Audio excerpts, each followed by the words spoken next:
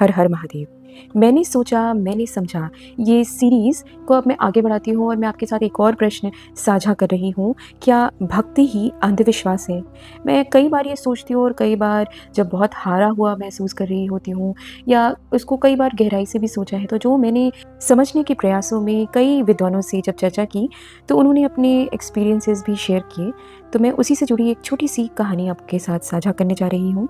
हो सकता है आपके अनुभव भिन्न हो, तो आप मुझे ज़रूर बताइएगा कमेंट्स में कि आपका क्या विचार है इस बारे में। तो एक सज्जन बताते हैं कि वो घर से कुछ दूर एक बहुत शांत जंगल में घूमने गए थे और वहाँ एक मंदिर था।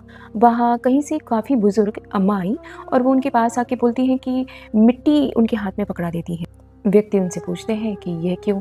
तो उन्होंने कहा कि ये माता के मंदिर की मिट्टी है, इसको रोज़ चाट लिया करो, कोरोना नहीं होगा। बूढ़ी अम्मा की आस्था को ठेस पहुँचाना ज़रूरी ना समझकर वो व्यक्ति जो है वो उस मिट्टी को रख लेते हैं, क्योंकि उनकी जो उम्र थी उन अम्मा की वो 80 प्लस हो चुकी थी, तो उनके मेंटल पैटर्न जो बने हुए हैं, उनकी रूट्स जो हैं वो काफ़ी गहरी थी। यकीन मानिए हम सभी ने ऐसी बहुत सारी घटनाएँ अपने जीवन में महसूस की हैं, यहाँ तक कि हमने खुद भी ऐसा किया होगा और मैं तो अक्सर ही देखती हूँ कि मैं खुद भी मना कर रही होती हूँ कि नहीं-नहीं ये तो एक साधारण सी चीज़ है और ये इसके पीछे ये साइंस है और ऐसा नहीं है।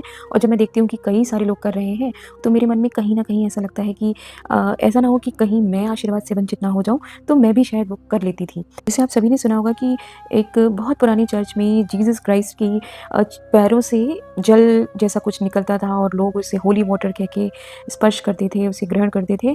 और कुछ ही दिनों बाद पता चला कि वो तो किसी पानी की खराबी की वजह से, लीकेज की वजह से ऐसा हो रहा था। और ये घटना मैंने खुद भी वृंदावन में एक बहुत प्राचीन और बहुत बड़े मंदिर में महसूस की है और आज भी ऐसा होता है कि जब परिक्रमा लगा रहे होते हैं, तो अक्सर ये आपने देखा है कि वहाँ पे पानी सा या जल जैसा कुछ गिर रहा है और सभी उसे स्पर्श करते हैं, ग्रहण करते हैं। शायद ये जो प्रतीक है एक तरीके के रिमाइंडर है उस भक्ति के प्रति हमारे समर्पण को स्मरण कराने के लिए।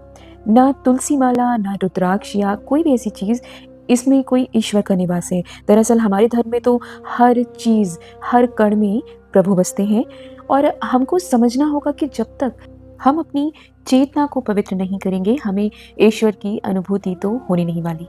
अंधभक्ति में मनुष्य ईश्वर को प्रत्येक वस्तु में सिद्ध करने की जबरदस्ती कोशिश करता है, चाहे उसे स्वयं महसूस हो या नहीं। अंधभक्ति एक विचार को ईश्वरत्व प्रदान करने की कोशिश है, फिर चाहे वह विचार सच हो या झूठ हो।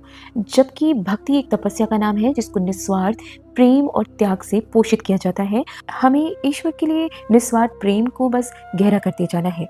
प्रेम ही चेतना को सबसे तीव्रता से पवित्र करता है। और मैंने पढ़ा था कि ध्यान और प्रेम एक सिक्के के दो